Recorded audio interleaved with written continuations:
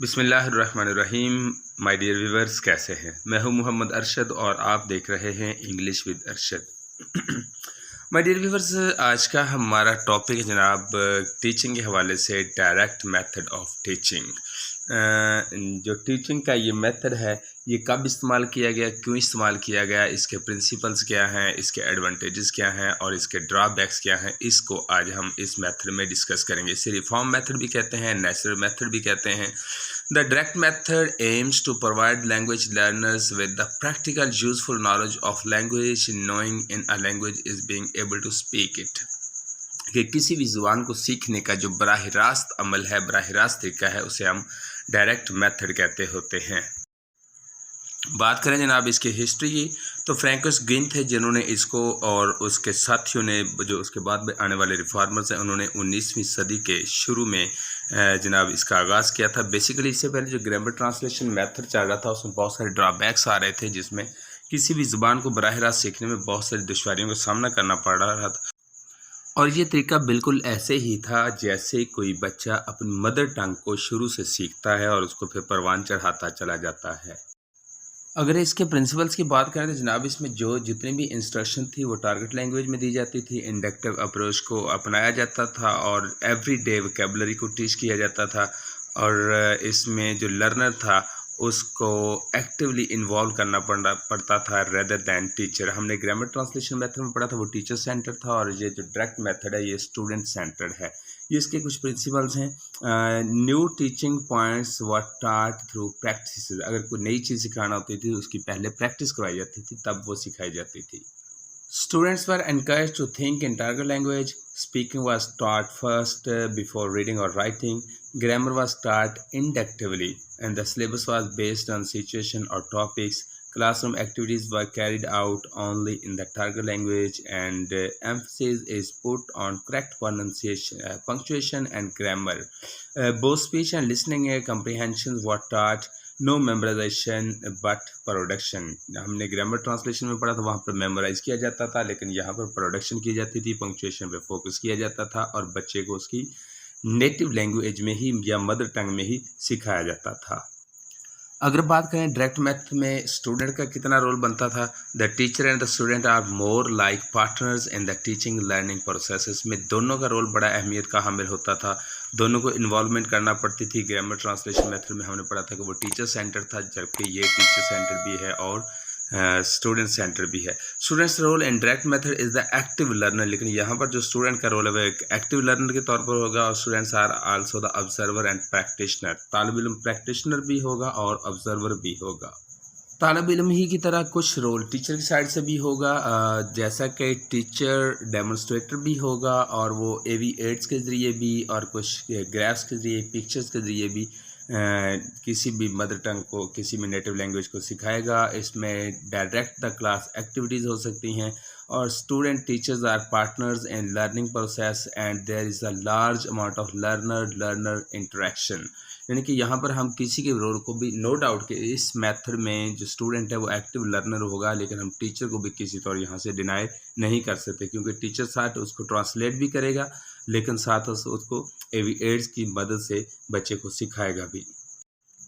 बात करेंगे कि इससे डायरेक्ट मेथड के लिए हमें किन किन टेक्निक्स का इस्तेमाल करना पड़ेगा। इसमें रीडिंग लाउड हो सकता है, क्वेश्चन आंसर एक्सरसाइजेस हो सकती हैं, स्टूडेंट सेल्फ करेक्शन हो सकती है, कन्वर्सेशन प्रैक्टिस हो सकती है, फिल इन द ब्लैंक्स के जरिए बच्चों से कहा जा सकता है जी इसको फिल करें, डिक्टेशन दी जा सकती है, आप मैप ड्राइंग दे सकते हैं, कोई पैराग्राफ राइट करने के लिए दे सकते हैं। तो ये कुछ इसकी टेक्निक्स हैं डायरेक्ट मेथड की। बात करेंगे जनाब इसके एडवांटेजेस की। जिस तरह हमने ग्रामर ट्रांसलेशन मेथड के कुछ फ़ायदे भी देखे थे, कुछ नुकसानात भी देखे थे, इस तरह इसके भी कुछ फ़ायदे हैं। जैसे learner have an active role है, द लर्निंग इज़ कंटेक्चुअलाइज्ड है, it follows the natural order in which a child learns language 1 और language 2। It lays great emphasis on speaking, the most important skill for many learners. It avoids the unnatural block of translation in the communication process. ये एक ऐसा method है जिसमें जो learner है वो किसी भी लैंग्वेज को लर्न करता है, लेकिन उस लैंग्वेज के मुतल्लिक तो लर्न नहीं करता, लेकिन लिवरी क्लासरूम प्रोसीजर होता है जिसमें मोटिवेशन भी मिलती है लर्नर को, और teaching of vocabulary through realia brings authenticity into the classroom. The emphasis on speech make it attractive for those who need real communication in language too. कि जो लैंग्वेज टू लर्न करना चाहते हैं उनको अच्छी खासी एक्टिविटीज़ मिलती हैं, वो चाहे एवी एड्स की सूरत में हों, ग्राफ्स की सूरत में, पिक्चर्स की सूरत में हों, या कोई फिल इन द ब्लैंक्स की सूरत में। ये थे इसके कुछ फ़ायदे। अब बात करते हैं इसके कुछ डिसएडवांटेजेस की। तो इसमें सबसे पहले जनाब जो लर्निंग लैंग्वेज टू है, ये लैंग्वेज लर्निंग वन की तरह नहीं है, टीचर सेंटर्ड हो सकती है और इसमें टीचर को बहुत ज़्यादा एफर्ट करना पड़ेगी।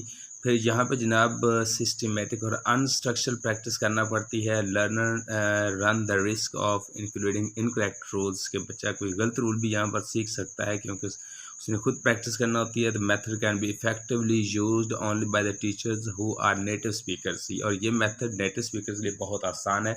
जो नॉन नेटिव टीचर्स हैं उनके लिए काफ़ी कॉम्प्लिकेशंस हो सकती हैं। और learner is confronted with the unstructured situation और जो great deal of teacher energy is required. और जो सबसे इसका बड़ा ड्रॉबैक है या सबसे बड़ा डिसएडवांटेज है वो ये है कि ये टीचर सेंटर्ड है और टीचर को इसके लिए बहुत ज़्यादा मेहनत करना पड़ेगी। दूसरे मेथड्स की तरह इस मेथड के जिस तरह कुछ एडवांटेजेस हैं या डिसएडवांटेजेस हैं, इसके कुछ ड्रॉबैक्स भी हैं, जिसमें language two should be learn in a way in which language one was acquired by total immersion techniques. It rejects the use of printed word, but this objection is illogical. Later dispels of direct method it to extremes and refuse to speak single word of English in lessons. Also, direct methods fail to grade and structure their materials adequately. Conclusion क्या निकलता है जनाब? Direct method is very effective to use the English language by the teacher to implement in their class. The students can understand easily if the teacher uses direct method because this method enhances the communication skills of the students, focuses on the listening skill of the learners and good for the class of small size. तो my dear students, ये था हमारा आज का lecture जिसमें हमने grammar method को discuss किया, इसके प्रिंसिपल्स को, इसके ड्रॉबैक्स को और इसके कंक्लूजन को, इवन के इसके जो डिसएडवांटेजेस और एडवांटेजेस हैं उनको भी। आई होप कि आपको बहुत अच्छे से समझ आ गया होगा। और लास्ट पे एक बात जो मैं शुरू में कहना भूल गया था, अगर आपने अभी तक इस चैनल को सब्सक्राइब नहीं किया तो अभी चैनल को सब्सक्राइब करें और साथ बेल आइकन के बटन को भी दबा दें। Have a nice day. अल्लाह हाफिज़।